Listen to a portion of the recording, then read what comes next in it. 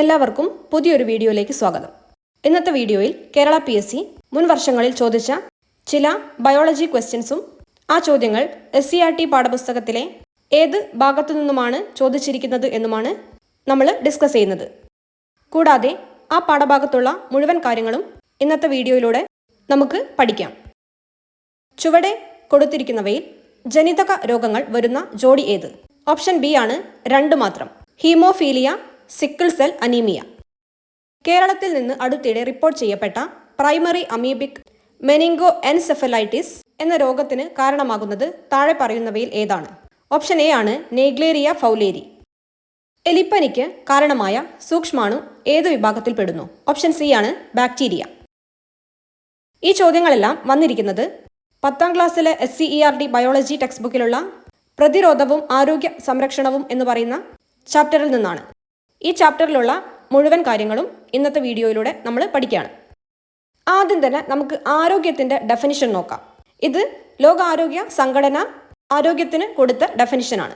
ശാരീരികവും മാനസികവും സാമൂഹികവും ആയ സമ്പൂർണ്ണ സുസ്ഥിതിയാണ് ആരോഗ്യം. രോഗമില്ലാത്ത അവസ്ഥയെയോ വൈകല്യമില്ലാത്ത അവസ്ഥയെയോ എന്നത് മാത്രമല്ല ഇതിന് അർത്ഥം. എന്താണ് ആൻറ്റിജനുകൾ? ശരീരത്തിൽ പ്രവേശിച്ച് രോഗമുണ്ടാക്കാൻ കഴിയുന്ന രോഗാണുക്കൾ അടക്കമുള്ള എന്തിനേയും ആൻറ്റിജനുകൾ എന്ന് വിളിക്കാം.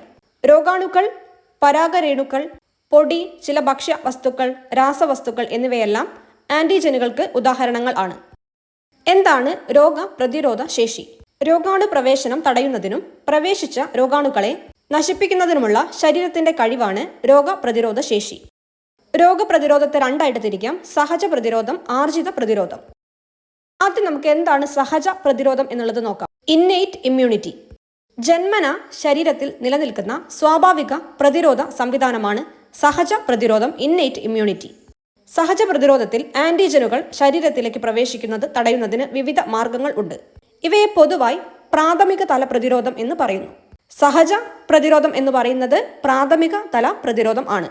അതൊന്ന് നോട്ട് ചെയ്ത് വെക്കാം. പ്രാഥമിക തല പ്രതിരോധ സംവിധാനങ്ങൾ ഈ ചിത്രത്തിൽ കൊടുത്തിട്ടുണ്ട്, നമുക്കൊന്ന് നോക്കാം. ഉമിനീർ, കണ്ണുനീർ എന്നിവയിലെ ലൈസോസൈം ഇമ്പോർട്ടൻ്റ് ആണ്. ലൈസോസൈം കാണപ്പെടുന്നത് എവിടെയാണെന്ന് ചോദിച്ചിട്ടുണ്ട്. ഉമിനീർ, കണ്ണുനീർ എന്നിവയിലാണ് ലൈസോസൈം കാണുന്നത്. ശ്വാസനാളത്തിലെ സീലിയ, ത്വക്കിലെ സെബം, വിയർപ്പ്, ദഹന പദത്തിലെയും മൂത്രപഥത്തിലെയും ഉപകാരി ബാക്ടീരിയകൾ, ചെവിയിലെ മെഴുക്, ശ്ലേഷ്മം, ശ്ലേഷ്മസ്തരം, ആമാശയത്തിലെ ഹൈഡ്രോക്ലോറിക് ആസിഡ്. പ്രാഥമിക തല പ്രതിരോധത്തെ ഭേദിച്ച് രോഗാണുക്കൾ ശരീരത്തിൽ എത്തിയാൽ അവയെ പ്രതിരോധിക്കുന്നതിനുള്ള സഹജ പ്രതിരോധ സംവിധാനമാണ് ദ്വിതീയ തല പ്രതിരോധം, സെക്കൻഡറി ലെവൽ ഇമ്മ്യൂണിറ്റി. ശരീരത്തിൽ പ്രവേശിച്ച രോഗാണുക്കളെ നശിപ്പിക്കുന്നതിനുള്ള പ്രതിരോധ സംവിധാനങ്ങളുടെ ഏകോപിതമായ പ്രവർത്തനമാണ് ഇതിൽ ഉൾപ്പെടുന്നത്. ദ്വിതീയ തല പ്രതിരോധത്തിൽ പങ്കെടുക്കുന്നവരാണ് വെളുത്ത രക്തകോശങ്ങൾ. വെളുത്ത രക്തകോശങ്ങളും അവയുടെ ധർമ്മവും വളരെ ഇമ്പോർട്ടൻ്റ് ആണ്. PSCയുടെ പ്രീവിയസ് ഇയർ ക്വസ്റ്റ്യൻസ് ഈ ഭാഗത്തു നിന്നും വന്നിട്ടുണ്ട്. ന്യൂട്രോഫിൽ ബാക്ടീരിയയെ വിഴുങ്ങി നശിപ്പിക്കുന്നു, രോഗാണുക്കൾക്കെതിരെ രാസവസ്തുക്കളെ ഉൽപ്പാദിപ്പിക്കുന്നു. ഈസിനോഫിൽ അലർജി ഉണ്ടാകുമ്പോൾ പുറത്തുവിടുന്ന രാസവസ്തുക്കളെ നിർവീര്യമാക്കുന്നു, പരാതങ്ങളെ നശിപ്പിക്കുന്നു. മോണോസൈറ്റ് അന്യവസ്തുക്കൾ, ബാക്ടീരിയകൾ, മൃതകോശങ്ങൾ എന്നിവയെ വിഴുങ്ങി നശിപ്പിക്കുന്നു, മറ്റ് പ്രതിരോധ കോശങ്ങളെ ഉത്തേജിപ്പിക്കുന്നു. ബേസോഫിൽ രക്തം കട്ടപിടിക്കുന്നത് തടയുന്ന ഹെപ്പാരിനെയും അലർജി ഉണ്ടാകുമ്പോൾ വീക്കത്തിന് കാരണമാവുന്ന ഹിസ്റ്റമിനെയും ഉൽപ്പാദിപ്പിക്കുന്നു. ഫാഗോസൈറ്റോസിസ് PSCയുടെ പ്രീവിയസ് ഇയർ ക്വസ്റ്റ്യൻ ആണ്, നോട്ട് ചെയ്ത് വയ്ക്കുക. വെളുത്ത രക്തകോശങ്ങൾ രോഗാണുക്കളെ വിഴുങ്ങി നശിപ്പിക്കുന്ന പ്രക്രിയയാണ് ഫാഗോസൈറ്റോസിസ്. ഫാഗോസൈറ്റോസിസിൽ ഏർപ്പെടുന്ന രക്തകോശങ്ങളാണ് ഫാഗോസൈറ്റുകൾ. വെളുത്ത രക്തകോശങ്ങളായ ന്യൂട്രോഫിൽ, മോണോസൈറ്റ് എന്നിവ ഫാഗോസൈറ്റുകളാണ്. ഇതൊരു പ്രീവിയസ് ഇയർ ക്വസ്റ്റ്യൻ ആണ്. പനി, ഫീവർ. ശരീരത്തിന്റെ താപനില സാധാരണ പരിധിക്ക് മുകളിൽ ഉയരുന്ന അവസ്ഥയാണ് പനി. അണുബാധയോ വീക്കമോ ഉണ്ടാകുമ്പോൾ ശരീരത്തിലെ വെളുത്ത രക്തകോശങ്ങൾ പൈറോജൻസ് എന്ന രാസവസ്തുക്കൾ പുറത്തുവിടും. ഇവയാണ് താപനില ഉയർത്താൻ തലച്ചോറിന് നിർദ്ദേശം നൽകുന്നത്. പനി ഒരുതരം പ്രതിരോധ സംവിധാനം ആണ്. രക്തം കട്ടപിടിക്കൽ, ക്ലോട്ടിംഗ് ഓഫ് ബ്ലഡ്. ത്വക്കിൽ മുറിവുണ്ടാകുമ്പോൾ രക്തപ്രവാഹം തടയുന്നതോടൊപ്പം രോഗാണു പ്രവേശനവും തടയാനുള്ള ഒരു മാർഗമാണ് രക്തം കട്ടപിടിക്കൽ. മുറിവുണ്ടാകുമ്പോൾ ആ സ്ഥാനത്തെ പ്ലേറ്റ്ലെറ്റുകളും പരിക്കേറ്റ കലകളും ത്രോംബോപ്ലാസ്റ്റിൻ എന്ന എൻസൈമിനെ ഉൽപ്പാദിപ്പിക്കുന്നു. ഇമ്പോർട്ടൻ്റ് ആണ് ത്രോംബോപ്ലാസ്റ്റിൻ. ഇത് രക്തപ്ലാസ്മയിലെ പ്രോത്രോംബിൻ എന്ന പ്രോട്ടീനെ ത്രോംബിനാക്കി മാറ്റുന്നു. ത്രോംബിൻ ഫൈബ്രിനോജൻ എന്ന നിഷ്ക്രിയ പ്രോട്ടീനെ ഫൈബ്രിനാക്കി മാറ്റുന്നു. ഫൈബ്രിൻ നാരുകൾ ഉണ്ടാക്കുന്ന വലക്കണ്ണികളിൽ ചുവന്ന രക്താണുക്കൾ അകപ്പെടുകയും രക്തക്കട്ട രൂപപ്പെടുകയും ചെയ്യുന്നു. മുറിവ് ഉണങ്ങുന്നതുവരെ ഇത് കൂടുതൽ രക്തനഷ്ടം തടയുന്നു. വളരെ ഇമ്പോർട്ടൻ്റ് ആണ്. ഈ ടേംസ് ഒക്കെ ഓർത്ത് വയ്ക്കുക. Thromboplastin, prothrombin, fibrinogen. മുറിവുണങ്ങൽ, വൂണ്ട് ഹീലിംഗ്. മുറിവിൽ രക്തം കട്ടപിടിക്കുകയും വീങ്ങൽ ഉണ്ടാവുകയും ചെയ്യുന്നതോടെ മുറിവിൽ പുതിയ കലകൾ രൂപപ്പെട്ട് മുറിവ് ഉണങ്ങുന്നു. നഷ്ടപ്പെട്ട കലകൾക്ക് പകരമായി യോജക കല കൊണ്ട് മുറിവുണങ്ങിയാൽ മുറിവടയാളം നിലനിൽക്കും. സഹജ പ്രതിരോധ രീതിയെ പൊതുവായ പ്രതിരോധം, നോൺ സ്പെസിഫിക് ഇമ്മ്യൂണിറ്റി എന്ന് പറയുന്നു. വ്യക്തിയുടെ ജനനശേഷം രൂപപ്പെടുന്ന പ്രതിരോധമാണ് ആർജിത പ്രതിരോധം. ആർജിത പ്രതിരോധം, അക്വയർഡ് ഇമ്മ്യൂണിറ്റി. ജനനശേഷം വികസിക്കുന്ന പ്രതിരോധമാണ് ആർജിത പ്രതിരോധം. ഇത് ശരീരത്തിൽ പ്രവേശിക്കുന്ന ആന്റിജനുകളെ പ്രത്യേകം തിരിച്ചറിഞ്ഞ് പ്രതിരോധിക്കുന്നു എന്നതിനാൽ ഇതിനെ പ്രത്യേക പ്രതിരോധം, സ്പെസിഫിക് ഇമ്മ്യൂണിറ്റി എന്നും പറയുന്നു. ലിംഫോസൈറ്റുകളാണ് പ്രധാനമായും ഈ പ്രതിരോധം നടത്തുന്നത്. ഇമ്പോർട്ടൻ്റ് ആണ്. 2 തരത്തിലുള്ള ലിംഫോസൈറ്റുകൾ ഉണ്ട്. ടി ലിംഫോസൈറ്റുകൾ, ബി ലിംഫോസൈറ്റുകൾ. ബി ലിംഫോസൈറ്റുകൾ രൂപപ്പെടുന്നതും പാകപ്പെടുന്നതും അസ്ഥിമജ്ജയിൽ. ഇമ്പോർട്ടൻ്റ് ആയിട്ടുള്ള പോയിന്റ് ആണ്. ആന്റിജനുകൾക്ക് എതിരെ പ്രവർത്തിക്കുന്ന പ്രോട്ടീനുകളായ ആന്റിബോഡികളെ ഉൽപ്പാദിപ്പിക്കുന്നു. T ലിംഫോസൈറ്റുകൾ അസ്ഥിമജ്ജയിൽ രൂപപ്പെട്ട് thymus ഗ്രന്ഥിയിൽ പാകപ്പെടുന്നു. രോഗബാധിത കോശങ്ങളെയും ക്യാൻസർ കോശങ്ങളെയും തിരിച്ചറിഞ്ഞ് നശിപ്പിക്കുന്നു. ഇവ തമ്മിലുള്ള ഡിഫറൻസസ് മനസ്സിലാക്കി പഠിക്കാം. ഇവിടെ ഒരു ബോക്സ് കൊടുത്തിട്ടുണ്ട്, നമുക്കൊന്ന് നോക്കാം. Edward Jenner. വാക്സിനേഷന്റെ പിതാവ് എന്ന് അറിയപ്പെടുന്ന വ്യക്തിയാണ് എഡ്വേർഡ് ജെന്നർ. വാക്സിനുകൾ എന്താണ് എന്ന് നോക്കാം. ഡിഫ്തീരിയ, ടെറ്റനസ് തുടങ്ങിയ മാരക രോഗങ്ങളിൽ സ്വാഭാവിക പ്രതിരോധ മാർഗങ്ങൾ രൂപപ്പെട്ട് പ്രവർത്തനക്ഷമമാകുമ്പോഴേക്കും രോഗാണുക്കൾ പെരുകി മരണം വരെ സംഭവിക്കാനുള്ള സാധ്യത ഏറെയാണ്. അത്തരം സന്ദർഭങ്ങളിൽ കൃത്രിമമായ പ്രതിരോധ മാർഗങ്ങളെ ആശ്രയിക്കേണ്ടി വരും. അതിനായി ഉപയോഗിക്കുന്ന വസ്തുക്കളാണ് വാക്സിനുകൾ. രോഗാണുവിന്റെ ആക്രമണം മുന്നിൽ കണ്ട് പ്രതിരോധ കോശങ്ങളെ സജ്ജമാക്കി വയ്ക്കാനുള്ള കൃത്രിമ മാർഗമാണ് പ്രതിരോധവൽക്കരണം, ഇമ്മ്യൂണൈസേഷൻ. ഇങ്ങനെ ആർജിച്ചെടുക്കുന്ന പ്രതിരോധശേഷിയെ കൃത്രിമ പ്രതിരോധശേഷി, ആർട്ടിഫിഷ്യൽ ഇമ്മ്യൂണിറ്റി എന്ന് പറയുന്നു. വാക്സിനുകളും രോഗങ്ങളും. MMR പ്രതിരോധിക്കാവുന്ന രോഗങ്ങൾ അഞ്ചാം പനി, മുണ്ടിനീര്, റുബെല്ല. OPV പോളിയോ. HPV vaccine cervical cancer. COVID-19 vaccine Covid. വാക്സിന്റെ പ്രവർത്തനം. വാക്സിനുകൾ ശരീരത്തിൽ ആന്റിജനുകളായി പ്രവർത്തിക്കുന്നു. ഇത് നമ്മുടെ പ്രതിരോധ സംവിധാനത്തെ ഉത്തേജിപ്പിച്ച് രോഗകാരികൾക്കെതിരെ ആന്റിബോഡികൾ ഉൽപ്പാദിപ്പിക്കാൻ സഹായിക്കുന്നു. ഈ ആന്റിബോഡികൾ പിന്നീട് ശരീരത്തിൽ നിലനിൽക്കുകയും രോഗങ്ങളിൽ നിന്ന് ദീർഘകാലത്തേക്ക് സംരക്ഷണം നൽകുകയും ചെയ്യുന്നു. കൃത്യമായ ഡോസുകൾ സ്വീകരിക്കുന്നതിലൂടെ വർഷങ്ങളോളം അല്ലെങ്കിൽ ജീവിതകാലം മുഴുവൻ ഒരു രോഗത്തിൽ നിന്ന് സംരക്ഷണം ലഭിക്കാൻ വാക്സിനുകൾ സഹായിക്കുന്നു. ആർജിത രോഗങ്ങൾ, അക്വയർഡ് ഡിസീസസ്. ഒരാളുടെ ജീവിത കാലയളവിൽ ഉണ്ടാവുന്ന രോഗങ്ങളാണ് ആർജിത രോഗങ്ങൾ. പരിസ്ഥിതി ഘടകങ്ങൾ, രോഗാണുക്കൾ, ജീവിതശൈലി തുടങ്ങിയവ എല്ലാം ഇത്തരം രോഗങ്ങൾക്ക് കാരണമാവാറുണ്ട്.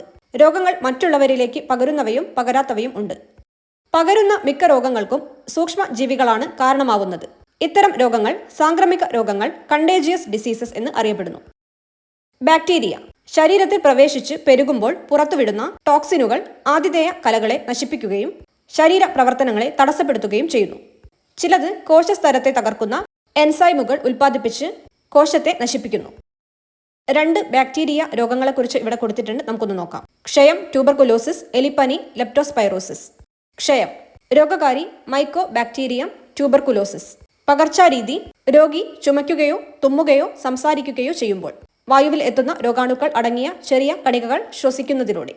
ബാധിക്കുന്ന ഭാഗം പ്രധാനമായിട്ടും ബാധിക്കുന്നത് ശ്വാസകോശങ്ങളെയാണ്.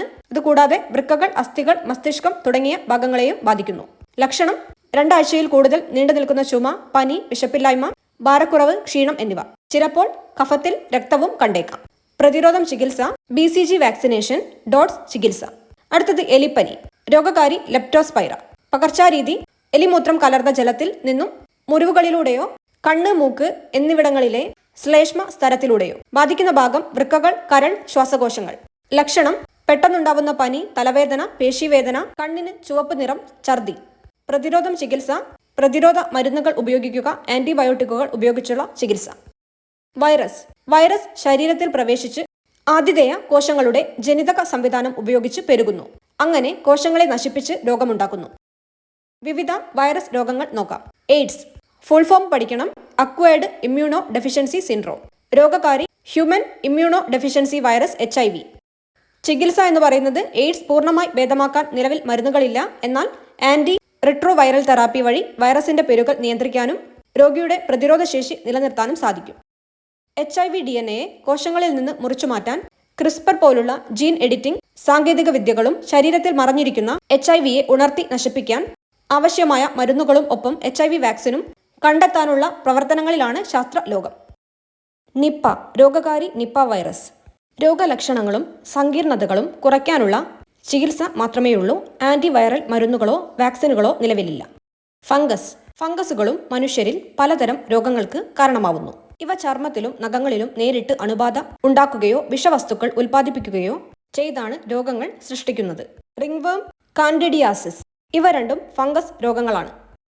റിംഗ്വേം ബാധിക്കുന്ന വിധം രോഗം ബാധിച്ചവരിലൂടെയും സ്പർശനത്തിലൂടെയും മലിനമായ വസ്തുക്കളിലൂടെയും മൃഗങ്ങളിൽ നിന്നും. ലക്ഷണം വൃത്താകൃതിയിൽ ഉള്ള ചുവന്ന പാടുകൾ, ചൊറിച്ചിൽ.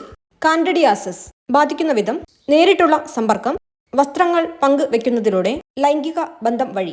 ലക്ഷണം വായിൽ വെളുത്ത പാടുകൾ, ചൊറിച്ചിൽ, ബാധിച്ചയിടത്ത് ചുവന്ന ചൊറിച്ചിലുണ്ടാക്കുന്ന പാടുകൾ, നിറം മങ്ങിയ കട്ടിയുള്ള നഖങ്ങൾ. പ്രോട്ടോസോവ ഇവ ഏകകോശ യൂകാരിയോട്ടുകളാണ്. ചില പ്രോട്ടോസോവകൾ ചുവന്ന രക്തകോശങ്ങളെ ആക്രമിക്കുകയും അവയ്ക്കുള്ളിൽ പെരുകുകയും അവയെ നശിപ്പിക്കുകയും ചെയ്യുന്നു. ചിലത് ശരീര പ്രവർത്തനങ്ങളെ ബാധിക്കുന്ന ദോഷകരമായ വസ്തുക്കളും പുറത്തുവിടുന്നു. പ്രോട്ടോസോവ കാരണം ഉണ്ടാവുന്ന രോഗങ്ങൾ. മലമ്പനി. പ്ലാസ്മോഡിയം എന്ന പ്രോട്ടോസോവയാണ് രോഗകാരി. അനോഫിലസ് പെൺകൊതുകാണ് ഈ രോഗാണുവിനെ ഒരാളിൽ നിന്ന് മറ്റൊരാളിലേക്ക് എത്തിക്കുന്നത്. ഇടവിട്ടുള്ള പനി, കുളിരും വിറയലും, തലവേദന, ഛർദി, പേശിവേദന, ശരീരവേദന, ക്ഷീണം എന്നിവയാണ് ലക്ഷണങ്ങൾ. ആന്റി മലേറിയൻ മരുന്നുകളാണ് ചികിത്സയ്ക്ക് ഉപയോഗിക്കുന്നത്. ഇവിടെ ഒരു പേപ്പർ കട്ടിംഗ് കൊടുത്തിട്ടുണ്ട്. ഇതിലുള്ള ഇമ്പോർട്ടൻ്റ് ആയിട്ടുള്ള കാര്യം നോക്കാം. അമീബിക് മസ്തിഷ്ക ജ്വരം എന്ന മാരക രോഗത്തിന് കാരണം നെഗ്ലേറിയ ഫൗലേരി എന്ന അമീബയാണ്. ഈ ക്വസ്റ്റ്യൻ തൊട്ടു മുൻപ് നമ്മൾ ഡിസ്കസ് ചെയ്തു. ഈ ഭാഗത്തു നിന്നുമാണ് ആ ഒരു ചോദ്യം വന്നിരിക്കുന്നത്. Month filariasis. ഫൈലേറിയൽ വിരകൾ ലിംഫ് വാഹികളിൽ തങ്ങി നിന്ന് ലിംഫിന്റെ സാധാരണ ഒഴുക്കിനെ തടസ്സപ്പെടുത്തുന്നതിനാലാണ് മന്ത് രോഗം ഉണ്ടാകുന്നത്. ക്യൂലെക്സ് പെൺകൊതുകുകളാണ് ഈ രോഗാണുക്കളെ ഒരാളിൽ നിന്ന് മറ്റൊരാളിലേക്ക് എത്തിക്കുന്നത്. ഇമ്പോർട്ടൻ്റ് പോയിന്റ് ആണ് ക്യൂലെക്സ് പെൺകൊതുക്. കൊതുക് കടിക്കുമ്പോൾ വിരകളുടെ ലാർവകൾ രക്തത്തിൽ പ്രവേശിച്ച് വളരുകയും ലിംഫ് വാഹികളിൽ എത്തി അവിടെ തങ്ങി നിൽക്കുകയും ചെയ്യുന്നു. തൽഫലമായി ലിംഫ് ദ്രവം കെട്ടിനിന്ന് കാലക്രമേണ കാലുകൾ, കൈകൾ, ജനനേന്ദ്രിയങ്ങൾ തുടങ്ങിയ ശരീരഭാഗങ്ങൾ അമിതമായി വീങ്ങി വലുതാകുന്നു. ക്യാൻസർ. പകരാത്ത ഒരു രോഗമാണ് ക്യാൻസർ. ക്യാൻസറിന്റെ കാരണങ്ങൾ ജനിതക മാറ്റങ്ങൾ, പാരിസ്ഥിതിക ഘടകങ്ങൾ, വൈറസ് ബാധ, ജീവിതശൈലി. ചികിത്സാ മാർഗങ്ങൾ: ശസ്ത്രക്രിയ, കീമോതെറാപ്പി, വികിരണ ചികിത്സ, immunotherapy, targeted therapy, hormone therapy തുടങ്ങിയവയാണ് ചികിത്സാ മാർഗങ്ങൾ. പാരമ്പര്യ രോഗങ്ങൾ, ഹെറിഡിറ്ററി ഡിസീസസ്. ജനിതക തകരാറുകൾ കൊണ്ടുണ്ടാകുന്ന രോഗങ്ങളാണ് പാരമ്പര്യ രോഗങ്ങൾ. ഉദാഹരണങ്ങൾ: സിക്കിൾ സെൽ അനീമിയ, ഹീമോഫീലിയ. ഈ ക്വസ്റ്റ്യനും തൊട്ടു മുൻപ് നമ്മൾ കണ്ടതാണ്. സിക്കിൾ സെൽ അനീമിയ ഹീമോഗ്ലോബിൻ ഉൽപാദനത്തെ നിയന്ത്രിക്കുന്ന ജീനിന്റെ തകരാറാണ് ഇതിന് കാരണം. ചുവന്ന രക്തകോശങ്ങൾ അരിവാൾ ആകൃതിയിൽ ആകുന്നു. ചുവന്ന രക്തകോശങ്ങളുടെ ഓക്സിജൻ വാഹകശേഷി കുറയുന്നു. രൂപമാറ്റം വന്ന ചുവന്ന രക്തകോശങ്ങൾ ലോമികകളിൽ തങ്ങി നിന്ന് രക്തപ്രവാഹം തടയും. ഹീമോഫീലിയ രക്തം കട്ടപിടിക്കാനുള്ള പ്രോട്ടീനുകളുടെ ഉൽപാദനത്തെ നിയന്ത്രിക്കുന്ന ജീനിന്റെ തകരാറാണ് ഇതിന് കാരണം. രക്തം കട്ടപിടിക്കാൻ സഹായിക്കുന്ന പ്രോട്ടീന്റെ അഭാവം കാരണം ചെറിയ മുറിവുകളിൽ നിന്നുപോലും അമിത രക്തസ്രാവം ഉണ്ടാവുന്നു. ടെക്സ്റ്റ് ബുക്കിൽ കൊടുത്തിട്ടുള്ള ഒരു ബോക്സ് ആണ്. ഇമ്പോർട്ടൻ്റ് ആയിട്ടുള്ള ഒരു കാര്യം ഓർത്തു വെക്കുക. ചരകൻ ആണ് ആയുർവേദ ചികിത്സാ രീതിയുടെ പിതാവ്. സാമുവൽ ഹനിമാൻ മുന്നോട്ട് വെച്ച ചികിത്സാ രീതിയാണ് ഹോമിയോപ്പതി. ആധുനിക വൈദ്യശാസ്ത്രത്തിന് അടിത്തറ പാകിയത് ഹിപ്പോക്രാറ്റസ് ആയിരുന്നു. ഈ പോയിന്റ്സ് ഒന്ന് നോട്ട് ചെയ്യാം.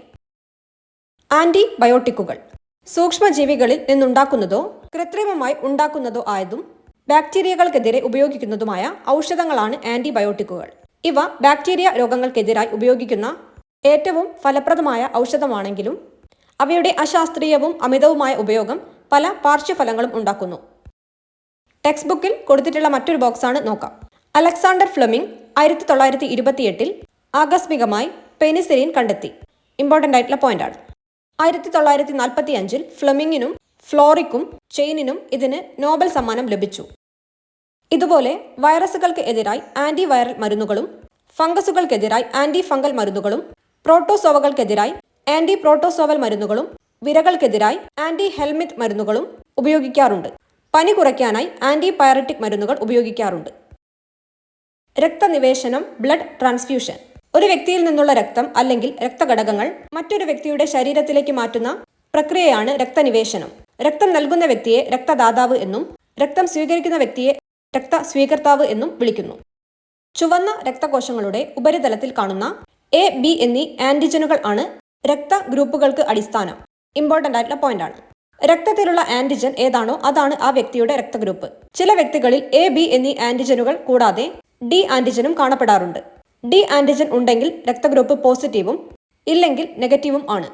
ഡി ആന്റിജൻ ആദ്യമായി കണ്ടെത്തിയത് റീസസ് കുരങ്ങിൽ നിന്നായതിനാൽ ഇതിനെ റീസസ് ഘടകം RH ഫാക്ടർ എന്ന് വിളിക്കുന്നു. ബോംബെ രക്തഗ്രൂപ്പ് 1952 മുംബൈയിലെ ഡോക്ടർ YM ബെൻഡെ ആണ് ഈ ഗ്രൂപ്പ് കണ്ടെത്തിയത്. എല്ലാ ഗ്രൂപ്പുകാരിലും കാണുന്ന H ആന്റിജൻ ബോംബെ ഗ്രൂപ്പുകാരിൽ കാണാറില്ല. ഇക്കാരണത്താൽ സാധാരണ പരിശോധനയിൽ O ഗ്രൂപ്പായി തോന്നുമെങ്കിലും സാധാരണ O ഗ്രൂപ്പുകാരിൽ നിന്നും രക്തം സ്വീകരിക്കാനാവില്ല. ബോംബെ രക്തഗ്രൂപ്പുള്ള മറ്റൊരു വ്യക്തിയിൽ നിന്നു മാത്രമേ ഇവർക്ക് രക്തം സ്വീകരിക്കാനാവൂ. അപൂർവമായ ഈ ഗ്രൂപ്പ് ഇന്ത്യയിൽ ഏകദേശം 10,000 പേരിൽ ഒരാൾക്കും ലോകത്തിൽ 10 ലക്ഷത്തിൽ ഒരാൾക്കും മാത്രം കാണപ്പെടുന്നു. ജന്തുരോഗങ്ങളും രോഗകാരികളും. കുളമ്പ് രോഗം വൈറസ്, ആന്ത്രാക്സ് ബാക്ടീരിയ, അകിടുവീക്കം ബാക്ടീരിയ, കോഴിവസന്ത വൈറസ്. സസ്യരോഗങ്ങളും രോഗകാരികളും. വഴുതനയുടെ വാട്ടം ബാക്ടീരിയ, നെല്ലിന്റെ ബ്ലൈറ്റ് രോഗം ബാക്ടീരിയ, വാഴയുടെ കുറുനാമ്പ് രോഗം വൈറസ്, മരച്ചീനിയിലെ മൊസൈക്ക് രോഗം വൈറസ്, തെങ്ങിന്റെ കൂമ്പുചീയൽ ഫംഗസ്, കുരുമുളകിന്റെ ദ്രുതവാട്ടം ഫംഗസ്.